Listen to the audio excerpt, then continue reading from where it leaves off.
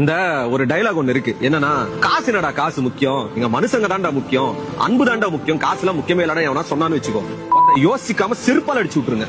ஏடா இங்க காசு தான்டா எல்லாத்துக்குமே, இது ரியலைஸ் பண்ண கொஞ்ச நாள் ஆகும். டைலாகா விடுறதுக்கு ஓகே தான், காசு முக்கியம் கிடையாது, அன்புன்றதா அனாத மயிறு அப்படின்னு சொல்லிட்டு. இதுல இந்த லாரி ஓட்டுறவங்களா இருக்கட்டும், பஸ் ஓட்டுறவங்களா இருக்கட்டும், கார் ஓட்டுறவங்களா இருக்கட்டும், டெய்லி வேலைக்கு போறவங்களா இருக்கட்டும், வீட்டுல குடும்பத்தை ரன் பண்றவங்களா இருக்கட்டும், ஸ்கூல் போற பையனா கூட இருக்கட்டும், காசு இல்லாம அவனால சந்தோஷமா இருக்க முடியுமா? ரோட்ல போறோம் நம்ம மதிக்கலனா பரவாயில்ல, உங்ககிட்ட காசு இல்லனா கொஞ்ச நாளைக்கு தான் வீட்லயே மரியாதை. இந்த உலகத்துல இருக்கிற ஹார்ஷான ரியாலிட்டி இதுதான். சும்மா அன்பு ஒன்றுதான் அனாத, மனுஷங்க தான் முக்கியம், காசு முக்கியம், இதெல்லாம் யார் தெரியுமா பேசுவாங்க?